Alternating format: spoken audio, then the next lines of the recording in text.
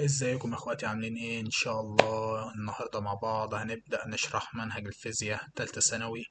والنهارده هنعرف يعني ايه الاول الفيزياء. عندنا منهج الفيزياء بيتكون من ايه؟ فاحنا المفروض عندنا منهج الفيزياء بيتكون من 8 فصول، في منهم 4 اسمهم فيزياء كهربية و4 اسمهم فيزياء حديثة. الفيزياء الكهربية دي هي طويلة جدا، فبنقعد فيها لحد شهر 2 مثلا. والفيزياء الحديثة هم 4 فصول، يعني نفس ال4 فصول التانيين، بس حرفيا هم بيخلصوا في السريع كده. هي حاجة لذيذة بصراحة الفيزياء الحديثة، فحاجة بسيطة جدا. تمام. فعندنا الفيزياء الكهربية، عندنا أول حاجة فيها في أول درس في الباب الأول حاجة اسمها التيار الكهربي وقانون أوم. فاحنا عايزين نعرف الأول يعني إيه التيار الكهربي وقانون أوم. في الدرس ده لازم نكون عارفين 5 حاجات، لو فهمناهم وعرفناهم كويس يبقى الدرس ده تمام ونعرف نحل عليه أي مسألة. أول حاجة في الدرس ده حاجة اسمها شدة التيار، حاجة اسمها المقاومة الكهربية وفرق الجهد، حاجة اسمها الشغل، وحاجة اسمها القدرة. أكيد مش هنشرح كل الحاجات دي في الفيديو ده، فاحنا هنشرح في الفيديو ده شدة التيار ونعرف يعني ايه شدة التيار والقوانين اللي عليه وكل حاجة، والمقاومة الكهربية وفرق الجهد. تمام. فقبل بس ما نخش للشرح ونبص للحاجات دي، عايزين بس نكون فاهمين حاجة. انا دلوقتي علشان مثلا امسك حاجة اسمها شدة التيار لازم اكون عارف عنها 3 حاجات. اول حاجة افهم يعني ايه شدة التيار، فلازم أنا اعرف المعنى بتاعها. تمام. تاني حاجة لازم اكون عارف وحدات القياس بتاعتها. تالت حاجة القوانين بقى عشان أعرف أحل الإيه المسائل. تمام كده. فأول حاجة عندنا حاجة اسمها التيار الكهربي. فيعني إيه تيار كهربي؟ التيار الكهربي ده بيقول لك هو فيض من الشحنات التي تسري خلال موصل. هو فيض من الشحنات تسري خلال موصل. فلا أنا لازم أفهم يعني إيه شحنات ويعني إيه موصل. أول حاجة لازم بس الأول الموصل. ايه هي الموصل؟ يعني ايه موصل؟ فاكر لما كنا بناخد قبل كده يعني ايه انواع المواد الموصله؟ كان عندنا 3 انواع للمواد: مواد موصله، مواد عازله، مواد شبه موصله. صح، هي مواد موصله، عازله، شبه موصله. عندك مثلا زي المواد الموصله زي النحاس، الومنيوم، حديد، دي مواد بتوصل تيار كهربي. عندك مثلا مواد عازله زي الخشب، زي البلاستيك. شبه موصله زي السيليكون. تمام كده. تمام. فهتقول لي طب ما هو هقول لك احنا شرط مرور اصلا تيار كهربي في الدايره حاجتين، يعني الحاجتين دول لو ما توفروش في الدايره مش هيمر تيار كهربي. اول حاجه وجود مصدر للجهد. طب ما ايه اللي هينقل لي اصلا التيار من مكان للتاني؟ ان في حاجه بتزقه، فدي حاجه اسمها وجود مصدر للجهد، اللي هي يعتبر بطاريه، زي البطاريه مثلا اللي بتكون كده في العربيه بالظبط. تمام كده. تمام. تاني حاجه اسمها مسار مغلق. يعني ايه؟ لازم الدايره تكون مقفوله. يعني مثلا انا دلوقتي لو في سلك مقطوع في الشارع، هل لو انا مسكته على الكهرب؟ اكيد لا. ليه اكيد لا؟ علشان الدايره دي مفتوحه، فما فيش تيار كهربائي يعدي، فانا بالتالي ايه؟ مش هتكهرب ولا اي حاجه. فانا مثلا لو سلك مقطوع لو مسكته ما بتكهربش ولا بيحصل ايه ولا بيحصل اي حاجه. تمام كده. تمام. والمواد الموصله اللي بتوصل هي النحاس طبعا، وعرفنا الالومنيوم. طب المواد العازله، يعني مثلا انا دلوقتي عندي واحد بيتكهرب، هل مثلا هو بيتكهرب علشان الحقه من الكهرباء وما يموتش، هل اروح مثلا اجيب حته نحاس واخبطه بيها؟ اكيد لا. هقعد جنبيه معلش، يعني هرقص واتكهرب جنبه. فانا مثلا واحد بيتكهرب فبجيب ماده عازله ما بيمرش فيها تيار كهربي، فزي الخشب مثلا، واخبطه بيها، خلاص كده الكهرباء ايه؟ هتسيبه. تمام. فانا مثلا ما ينفعش تقول لي التيار الكهربي وفيض من الشحنات التي تسري خلال مثلا ايه ماده غير موصله. لا، هي بتمشي في المواد الموصلة، وعرفنا طبعا ليه، عشان بيبقى فيها وفرة من الإلكترونات. تمام كده. تمام. فعايزين بقى نعرف يعني ايه شدة التيار. شدة التيار هي كمية الشحنات التي تسري خلال مقطع من موصل عبر زمن قدره 1 ثانية. تمام كده. فاحنا طبعا عرفنا يعني ايه كمية الشحنات. كمية الشحنات بنرمز لها بالرمز كيو. تمام كده. والزمن طبعا عارفين اللي هو بالتي. فاحنا عايزين نعرف يعني ايه شدة التيار، نكتب القانون بتاعها. اول حاجة شدة التيار بنرمز لها بالرمز اي. ده ايه؟ رمز التيار. الاي بتساوي الكيو على التي. الكيو اللي هي كمية الشحنات، تي الزمن. طب هقول لك، ما هي الشحنات دي عبارة عن ايه؟ لو انا قلت لك مثلا الشحنات دي هي بيبقى مثلا انا كده عندي سلك اهو، جوه مثلا هنا شحنة اللي هو الكترون الكترون الكترون. فلو كان جواه الكترون واحد فكده ايه؟ شحنتها 1 الكترون. طب لو جواه 2 الكترون يبقى شحنة الالكترون في عدد الالكترونات. فانا ممكن افك الكيو دي اللي هي الان في اي، ان هي عدد الالكترونات، والاي هي شحنة الالكترون. وشحنة الالكترون عندي هو رقم ثابت، فالاي مثلا بتساوي ايه؟ بلاقي ان الاي بتساوي 1/6 في 10 أس سالب 19. هو رقم ثابت وكده كده بيدولي في ورقة الأسئلة، فما اقلقش أنا من الحتة دي. تمام كده. فأنا ممكن مثلا أفك الكيو وبخليها الإيه هي إن في إي. تمام كده. تمام. طب خليك معايا. فاكر لما كنا بناخد السنة اللي فاتت، فاكر لما كنت بقول لك الزمن مقلوب الزمن التردد، صح؟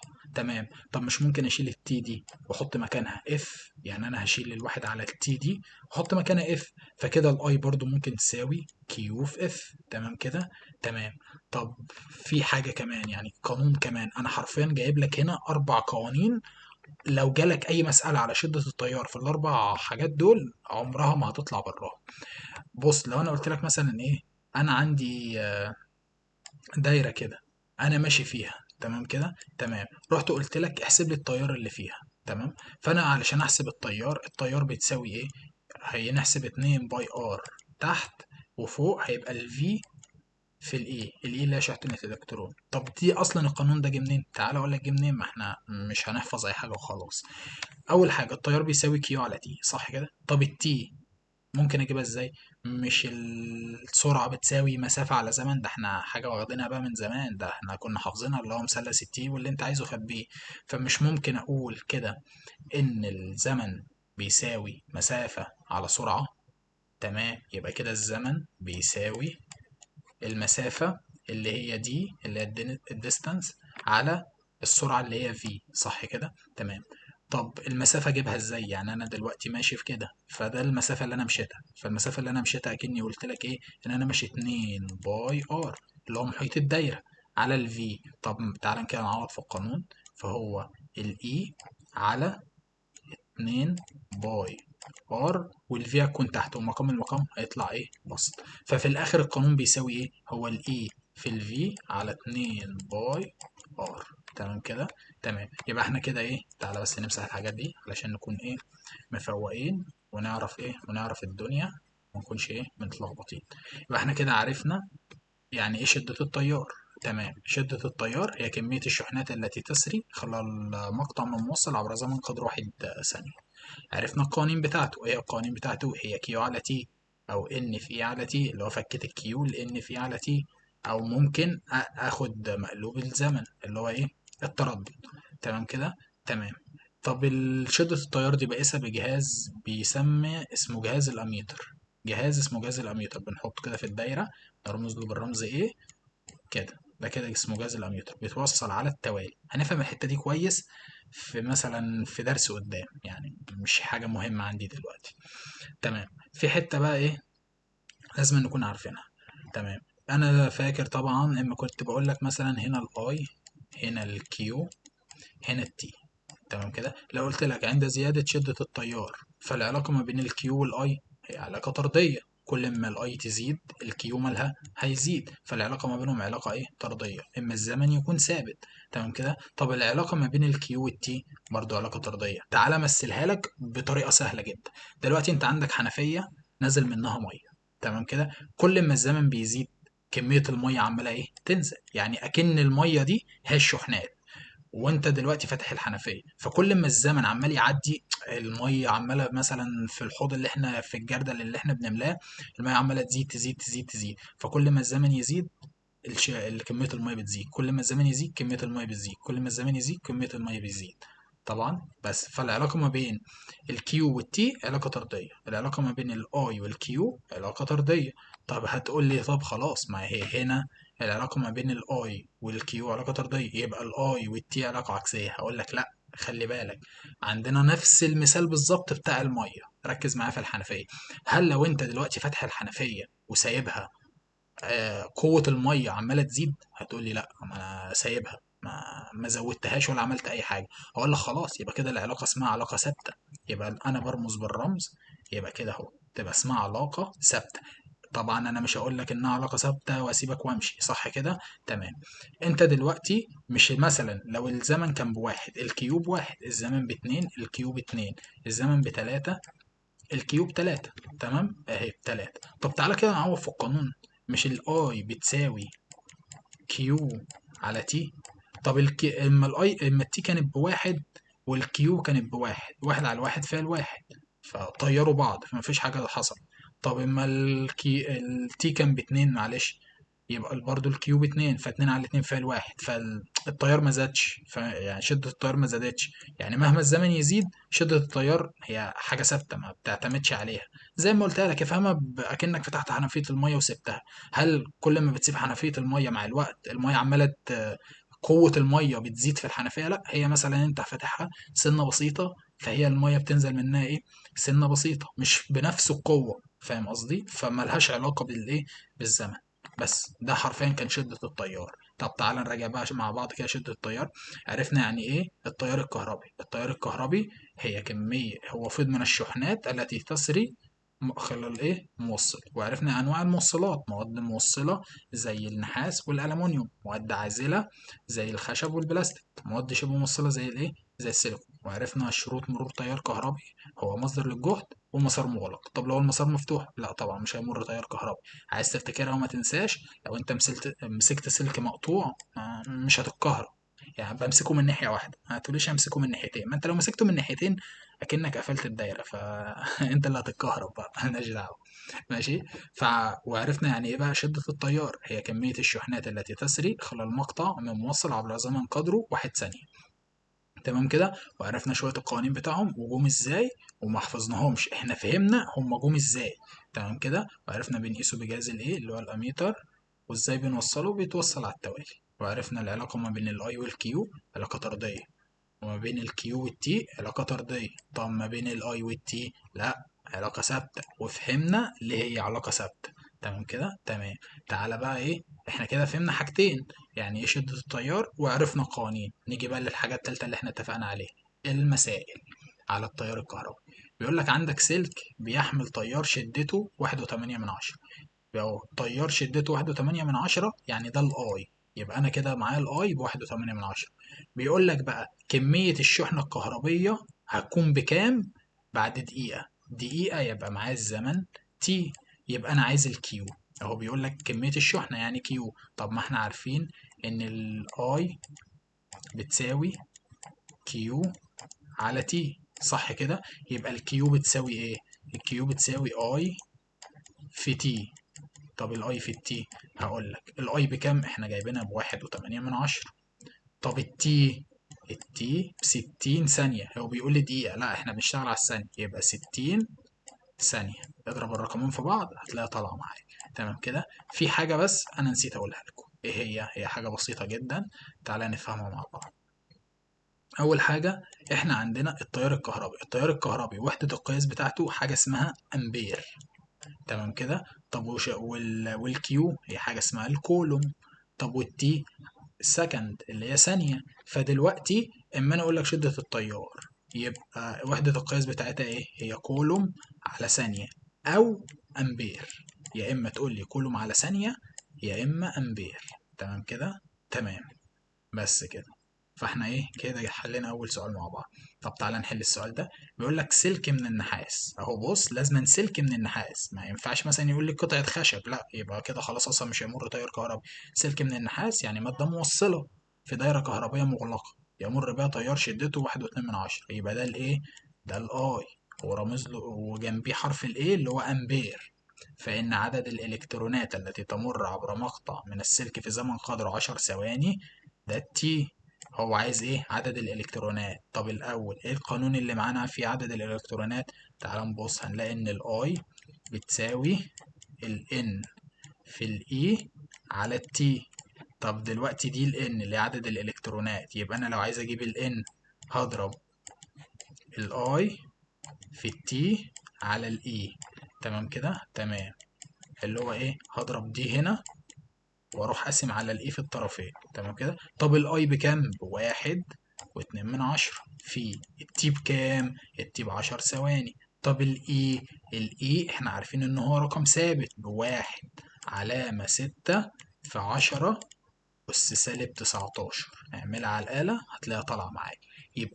يبقى أول حاجة طلعت المعطيات بتاعتي، بعد كده كتبت القانون. أنا عارف إن الأي بتساوي إن في إي على تي. طب أنا عايز أجيب الإن، هضرب طرفين في وسطين واقسم على الاي، هلاقيها طالعه معايا ايه على طول اما بعوض في القانون. تمام كده.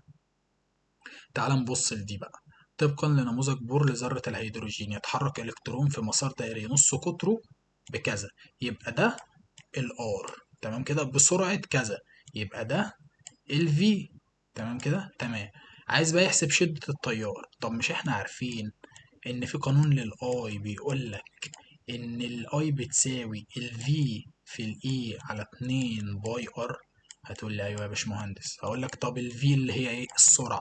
هو مديك السرعه بكام اهي، يبقى هنزل اعوض بيها. طب والاي؟ احنا عارفين ان الاي رقم ثابت اللي هو 1/6 في 10 أس سالب 19. تمام كده. تمام.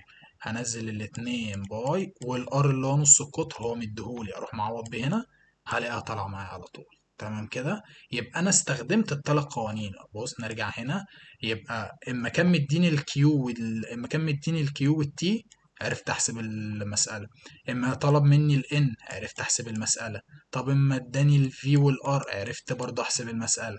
فاهمني؟ فالتلات قوانين مهمين، لازم نكون عارفينهم كلهم وهنحل اي مسألة. على ما اظن المسائل سهلة خالص وما فيهاش اي حاجة. تمام كده. تمام. نكمل. نخش بقى على حاجة جديدة، حاجة اسمها فرق الجهد ما بين نقطتين. فرق الجهد بنرمز له بالرمز V. تمام كده. اول حاجة عايزين نفهم يعني ايه فرق جهد. فرق الجهد بيقول لك ان هو ايه؟ هو الشغل المبذول لنقل شحنة كهربية مقدارها 1 كولوم. اول حاجة احنا عارفين الشغل اللي هو W لنقل شحنة كهربية، الشحنة اللي هي ايه؟ الكيو. هقول لك يعني ايه. انا مثلا دلوقتي في عمارة في الدور الثالث، تمام، عايز انزل الدور الارضي. فانا مثلا لو كنت فوق طاقتي 20 جول، لو انا مثلا فوق كنت بصحتي وطاقتي بقت 20 جول، نزلت تحت اكيد هفقد طاقة صح؟ فبقت 10. يبقى انا استهلكت قد ايه من الدور الثالث للدور الارضي؟ هتقول لي ب 10 عشان انا كنت 20 بقت 10. فده هي فرق الجهد بالظبط. فانا مثلا ايه بقول لك فرق الجهد ما بين نقطتين، بتقول لي الجهد اللي هو الاولاني اللي هو 20 مثلا ناقص ال 10، ده كده فرق الجهد. تمام كده. اللي هو بحسب انت فوق كنت كام وبقيت كام، بحسب انت ايه بقيت كام. تمام كده. ده حرفيا يعني ده مفهوم فرق الجهد. تمام كده. ففرق الجهد القانون بتاعه بيساوي ايه؟ هو دبليو على الكيو. الدبليو اللي هو الشغل المبذول اهو، الكيو هي كمية الشحن، والفي هو فرق الايه؟ فرق الجهد. فرق الجهد وحدة القياس بتاعته هي الفولت، بنرمز لها بالرمز في سمول. طب الشغل احنا كنا واخدينها قبل كده اللي هو الجول. طب الكيو لسه قايلينها قبل كده، اوعى تكون نسيتها، هي الايه؟ الكولوم. تمام كده. زي ما عرفنا هناك في الاميتر كنا بنقيسه بجهاز اسمه التيار، عرفنا بنقيسه بجهاز اسمه الاميتر. هنا بنقيس فرق جهد بالفولتميتر وبنوصله هناك على التوالي، يبقى هنا على التوازي. تمام كده. تمام. الدنيا زي الفل وفهمت الدنيا والدنيا ايه تمام. تمام. نيجي لحاجة تالتة اسمها المقاومة. ايه يا عم احمد المقاومة دي؟ المقاومة الاول بنرمز لها بالرمز ار. تمام كده. طب ايه هي بقى المقاومة؟ المقاومة دي هي الممانعة التي يلقاها التيار اثناء سريانه في الموصل. هتقول لي طب ما ادام هي كده ما بتمنعني التيار، طب ما نحطهاش في الدايرة بتاعتي. هقول لك لا، ما هي زي ما ليها اضرار ليها فوائد. يعني مثلا السلك اللي احنا بنعمله ده هو بيبقى فيه نسبة مقاومة، انا ما بقدرش الغيها. وزي ما قلت لك ليه فوائد ليه اضرار. يعني هو مثلا بيسبب لي ايه؟ الاول كانوا مثلا بسبب المقاومه كان بدرجه الحراره بتعلى، فالاسلاك ساعات ايه بتولع. تمام. فانا مثلا بقى احنا كبشر لازم نفكر بنحل الحاجه دي ازاي. فحد فكر وطلع لنا مثلا فكره الحراره دي ممكن نستخدمها في حاجه زي المكوه. شوف المكوة أنا دلوقتي اتحكمت، بدل ما مثلا حاجة أنا ما كنتش عايزها لأ، مثلا عملتها واستخدمتها في حاجة زي المكوة مثلا. حاجة زي المروحة اللي هي سرعة المروحة. شفت المروحة مش ليها كذا سرعة؟ سرعة واحد اتنين تلاتة أربعة خمسة كده. فاهم قصدي؟ فأنا مثلا باخد الفوائد بتاعت الحاجة، وزي ما الحاجة ليها فوائد ليها أضرار، فأنا مثلا بستغل المقاومة في الحتت دي. طب أنا دلوقتي عندي المقاومة ليها أنواع، حاجة اسمها مقاومة ثابتة ومقاومة متغيرة. هقول لك المقاومة الثابتة بنرمز لها بالرمز ده. طب المقاومة المتغيرة حاجة اسمها الريوستات، أنا اللي بتحكم فيها. يعني أنا مثلا وأنا رايح أشتري مقاومة من الراجل، مقاومة ثابتة بتبقى مثلا إيه؟ 180 أوم. أنا بروح أقول له مثلا عايز الرقم ده، هو رقم محدد ما بيتغيرش. أدام المقاومة متغيرة لا، أنا اللي بلعب فيها براحتي. مثلا بيقول لك أنت المقاومة دي معاك من رينج 10 مثلا لحد ال20. فانا بقى بظبط البتاع ده، عايزها ب 11 بظبطه هنا، 12 اظبطه هنا، 13 اظبطه هنا، وهكذا. فاهمني؟ بس فدي يعني ايه مقاومه ثابته، يعني ايه مقاومه متغيره، حاجه سهله خالص ما فيهاش اي حاجه. نيجي بقى لحاجه مهمه جدا، حاجه اسمها قانون اوم. يعني ايه يا عم احمد قانون اوم؟ قانون اوم ده هو عالم عمل تجربة وطلع لنا منها قانون، وبيقول لك نص القانون بقى بيقول لك ايه، ان شدة التيار بتتناسب تناسب طردي مع فرق الجهد عند ثبوت المقاومة. يعني ال V بتساوي I في R، اما المقاومة بتكون ثابتة. يعني كل ما ال V يزيد ال I بتزيد، والمقاومة طبعا ايه ثابتة. طب كده هتقول لي يعني كده يا عم احمد لو ال V برضو زاد الار تزيد؟ هقول لك لا طبعا، ما ينفعش الكلام ده ايه يحصل، وهنفهم ليه دلوقتي لا طبعا، وبأكد عليك. فالحتة دي مهمة جدا، فايه ركز معايا. بص احنا عندنا طبعا هنا الفي والاي علاقة طردية، تمام كده، دي عارفينها، كل ما فرق الجهد يزيد التيار بيزيد، اما المقاومة بتكون ثابتة. طب العلاقة ما بين الفي والار هي علاقة ثابتة، مالهمش أي علاقة. هقول لك ليه دلوقتي، ما تقلقش. طب العلاقة ما بين الأي والأر علاقة ثابتة برضه، ملهاش علاقة. طب تعالى بقى نعرف الأر دي أصلا ليها علاقة بإيه. هقول لك تعالى. إحنا عندنا الأر دي بتتوقف على 4 حاجات. إيه هم يا عم أحمد ال4 حاجات؟ أول حاجة طول الموصل، طول السلك، يعني زي انت جايب سلك 2 متر، سلك 3 متر كده.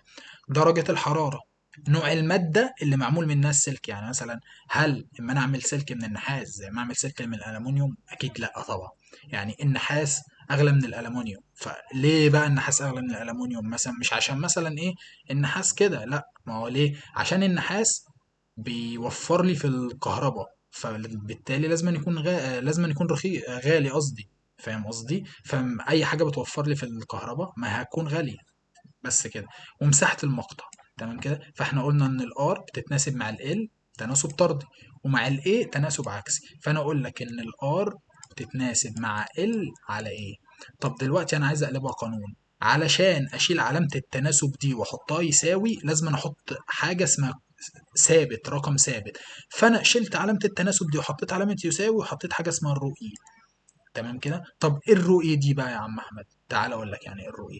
الرؤية دي حاجة اسمها المقاومة النوعية. كل مادة ليها مقاومة نوعية، يعني مثلا احمد غير محمد غير محمود. لو احنا مثلا مواد، يعني النحاس غير الالومنيوم غير الحديد غير مش عارف ايه، كل مادة ليها مقاومة نوعية ايه غير التانية. تمام. تمام. طب يعني ايه سيجما؟ دي التوصيلة الكهربية، والسيجما هي حرفيا بتساوي 1/√E. يعني دي مقلوب دي، يعني لو السيجما ب2 الرؤية تبقى بنص، لو دي ب3 تبقى دي بتلت، وهكذا. تمام كده. فركز معايا، يبقى زي ما قلنا اهو، علشان هتغلط والله، والله انا جاي لك من بعد 3 4 دقايق قدام وبقول لك هتغلط. ركز. لو قلت لك الار اللي بيغيرها هتقول لي الرو اي والال والاي. الار والرو اي علاقة طردية، الار والال علاقة طردية، الار والاي علاقة عكسية. تمام كده. دي الحاجات بس اللي بتغير. تمام كده. تمام. فانا عندي بقى المقاومة النوعية بتتأثر برضو بحاجتين، نوع المادة ودرجة الحرارة. يعني الرؤي كل ما درجة الحرارة بتزيد الرؤي بتزيد، كل ما درجة الحرارة بتقل الرؤي بتقل. تمام كده. تمام. ونوع المادة طبعا عرفناها، قلنا النحاس غير الحديد غير الألمنيوم وإيه وهكذا. طب أنا دلوقتي قلت لك كل ما المقاومة النوعية، كل ما درجة الحرارة بتزيد المقاومة النوعية بتزيد. يبقى ايه العلاقة ما بين درجة الحرارة والار؟ هتقول لي برضو علاقة طردية. هقول لك ليه. مش احنا قلنا لو درجة الحرارة زادت المقاومة النوعية هتزيد؟ طب ما هو المقاومة النوعية لو زادت هتقول لي الار هتزيد. فكده العلاقة ما بين درجة الحرارة والار علاقة طردية، نركز فيها عشان دي مهمة جدا جدا جدا. تمام. فايه نوصل بقى للقوانين بتاعة الار. مش احنا عرفنا مش احنا قلت لك في قانون اوم ان الفي بتساوي الاي في الار؟ فخلاص لو انا عايز اجيب الار هقسم هنا على الاي واقسم هنا على الاي، يبقى الار بتساوي في على اي. طبعا عارفين ان الار بالاوم، دي اسمها اوم اللي هو الوحدة بتاعتها، ودي فولت وده امبير. تمام كده. تمام. وعرفنا برضو ان الار ليها قانون تاني اللي هو الرو في ال على الايه، ده الطول، ده المساحة، دي المقاومة النوعية. طب ماشي، فاكر، تعال اقول لك بقى حاجة قديمة انت اصلا ناسيها. مش فاكر زمان لو انا مثلا كان معايا الحجم؟ طب قانون الحجم بيساوي ايه؟ هو الطول في المساحة، صح كده؟ يعني مثلا اي حجم حاجة بتقول لي الطول في المساحة. يعني مثلا لو معاك مكعب، اكيد عارف في المكعب، صح كده؟ اهو يعني تعال نرسم مع بعض مكعب، هنهبط اي شكل يعني، متقلقش عيب عليك. ده مثلا مكعب، هو مش مكعب بس يعني ده ضحك، ده اسمه ضحك. فاحنا مثلا عايزين نجيب حجم المكعب، كنا بنحسب مساحة القاعدة في الارتفاع. طب ما هي مساحة القاعدة اللي هي الايه، الارتفاع اللي هو ال، تمام كده؟ فالحجم بيساوي هو الطول في المساحة. فانا رحت عامل ايه مثلا؟ رحت قلت لك انا هشيل الطول واحط مكانه ايه، هشيل المساحة واحط مكانها حجم.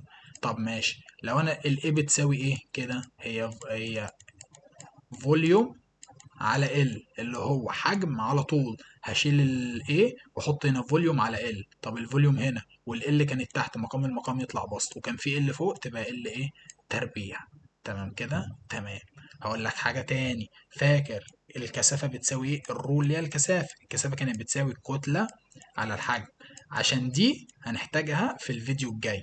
احنا خلاص خلصنا الفيديو، هنقعد بس نحل على المقاومة شوية فرق الجهد وهنخلص. بس لازم نعرف دي علشان في الفيديو الجاي بقى في شوية مسائل على المقاومة، يا لهوي. دي بقى اللي فيها الأفكار كلها بقى والتفكير وكل حاجة، اللي هي بتاعت إعادة التشكيل. يعني مثلا هقول لك هديك نبذة عنها، والفيديو الجاي هنبقى نتكلم فيها باستفاضة. لو أنا قلت لك مثلا حط في دماغك كده اللي هو اللي هو الصلصال، أكيد عارفينه طبعا، اللي احنا كنا بنعمل بيه أشكال زمان. الصلصال ده لو مثلا انت كنت ايه عامله زي زي سلك كده، فانت شديته، ايه اللي بيحصل؟ بتقول لي الطول بيزيد وايه، والعرض بتاعه عمال يقل يقل يقل. فده اللي هنفهمه ليه بقى بيقل المره الجايه وكده. تمام، هنعرفها مع بعض المره الجايه، محدش يقلق من اي حاجه، وهنشوفه من المره الجايه. تعال بقى نحل شويه اسئله. بيقول لك ايه فرق الجهد بين نقطتين 12 فولت، اهو فرق الجهد ب 12 فولت، يبقى دي الفي تتحرك بينهما كذا من الالكترونات، يبقى ده ان الكترون اللي هو ايه عدد الالكترونات في ثانيتين. عايز المقاومة. طب الاول انا عارف ان المقاومة بتساوي ايه، المقاومة بتساوي هي الفي على الاي، تمام كده؟ طب الفي بكام؟ الفي ب 12. طب الاي مش مديهالي في السؤال، بس انا ممكن اجيبها ليه؟ مش انا عارف ان الاي بتساوي كيو على تي، اللي هي بقى الان في الاي على التي. كده كده مديني التي بثانيتين، هو اللي قايل لي اهو التي بثانيتين، فانا هكتب هنا ايه، ثانيتين.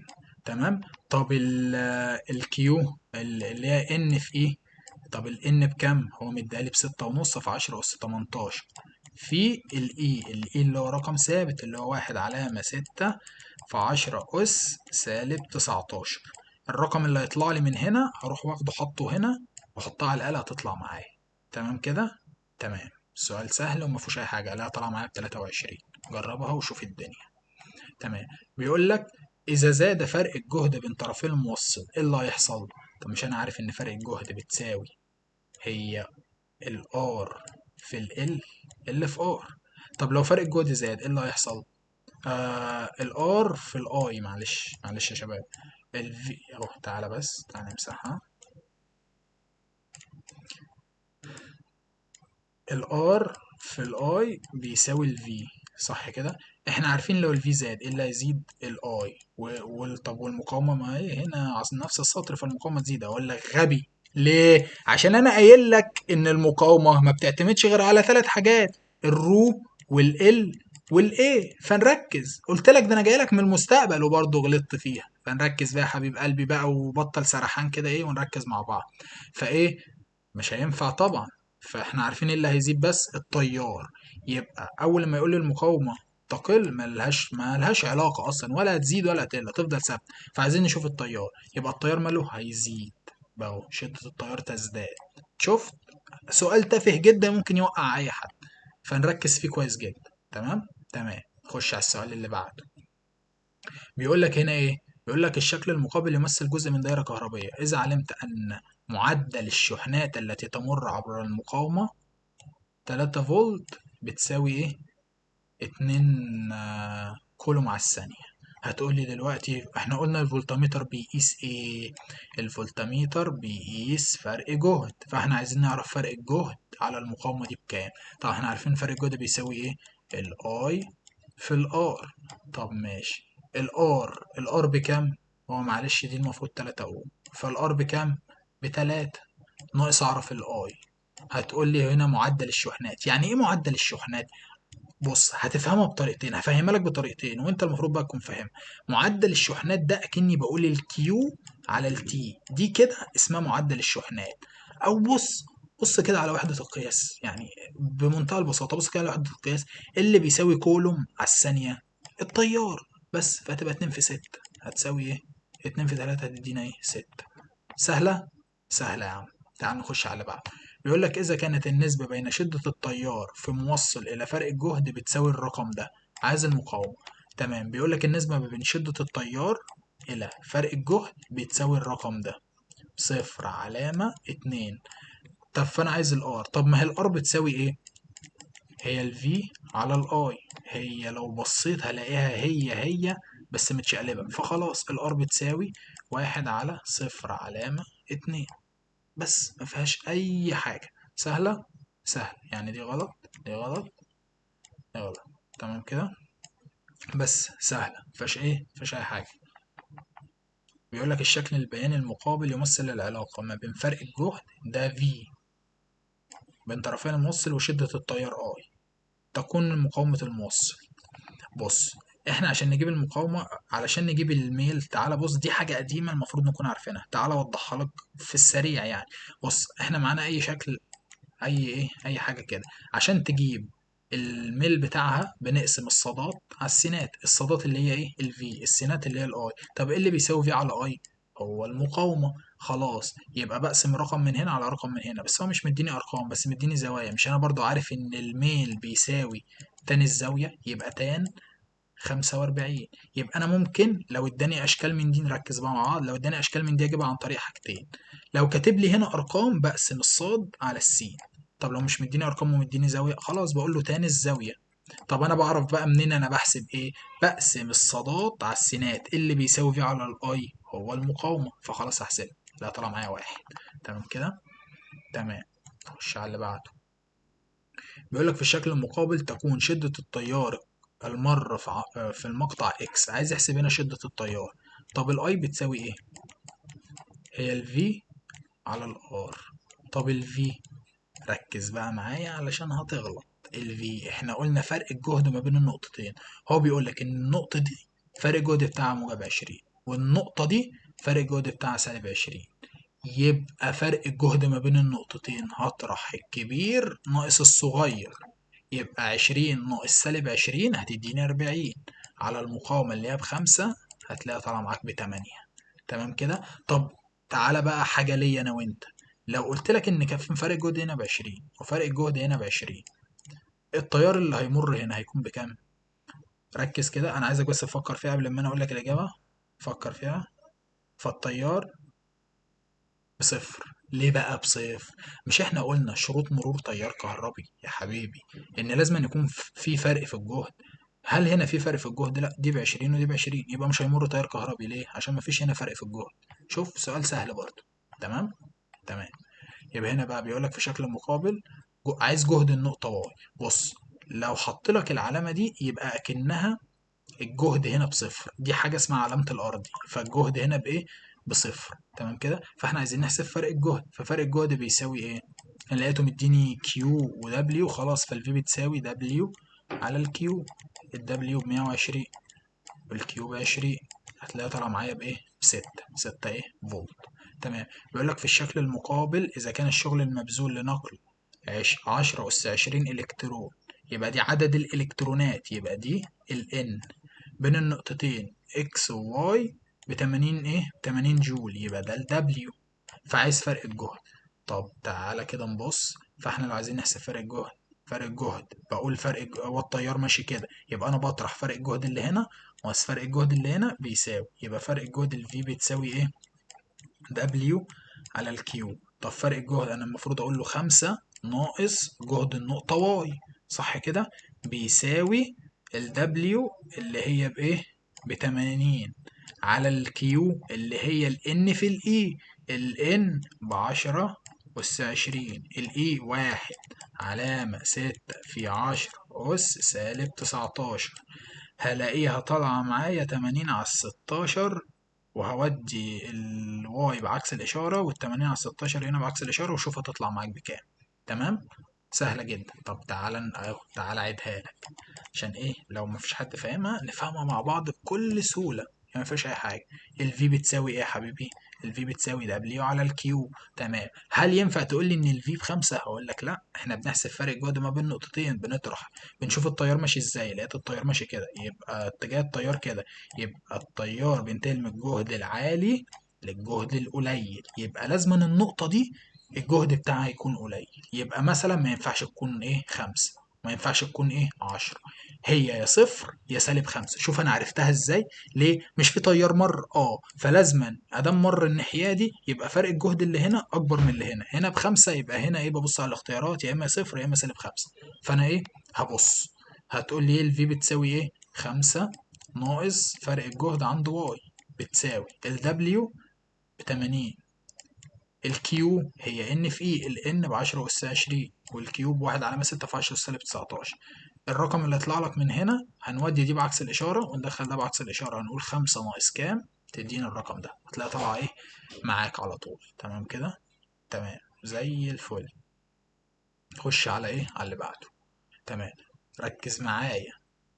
انا ما قلتلكوش الحتة دي، فماشي هقولها لكم. لا انا قلتها لكم. قلنا ايه؟ ان الرؤية ما بتعتمدش غير على حاجتين، هي درجة الحرارة ونوع المادة. المقاومة النوعية ما بتعتمدش غير على حاجتين. تمام. دي المقاومة النوعية اللي هي الرو اي، فالرو اي بتعتمد على حاجتين، درجة الحرارة ونوع المادة. طب المقاومة بقى بتعتمد على ايه؟ بتعتمد على 3 حاجات، بتعتمد على المقاومة ونوع المادة ودرجة الحرارة وال اسمه ايه والال والايه. تمام كده؟ تمام. فبيقول لك العلاقة ما بين المقاومة النوعية والمساحة ما لهمش علاقة ببعض، علاقة ثابتة. تمام كده؟ طب العلاقة ما بين الرو اي والال هتقول لي علاقة ثابتة. العلاقة ما بين الرو اي مثلا ومش عارف ايه علاقة ثابتة. تمام كده؟ يعني ما بتتغيرش غير مع درجة الحرارة ونوع المادة. تمام. تمام. هنا عارفين عشان نجيب البتاعة دي بنقسم ايه؟ الصاد على السين اللي هي الار على ال. طب ايه القانون؟ هو بيساوي الار بتساوي رو في ال على ايه؟ هقسم هنا على ال واقسم هنا على ال، فالار على ال بتساوي الرو على الايه. شفت سهلة ازاي؟ طب هنا في رو على ايه؟ هتقول لي لا، بس هقول لك في حاجة بالكفاءة. مش ممكن اشيل الرو دي واحط مكانها 1/سيجما؟ مش احنا واخدينها؟ قلنا ان الرو اي بتساوي 1/سيجما، الاتنين معكوسين لبعض، صح كده؟ صح. فاهي هتكون دي. تمام. احنا قايلينها اهي، بص قايلينها فين عشان ما تقولش بس احنا مش قايلين حاجة. هنلاقيها هنا، هنلاقيها هنا اهو قلنا ان السيجما والرو معكوسين لبعض. تمام كده؟ نركز فيها والسؤال ما فيهوش اي حاجة. تمام. نركز مع بعض عشان نخش على السؤال اللي بعده. بيقول لك حاصل ضرب المقاومة النوعية في التوصيلية الكهربائية. المقاومة النوعية اللي هي الرو اي، التوصيلية الكهربائية اللي هي سيجما، لما نضربهم في بعض هتدينا 1.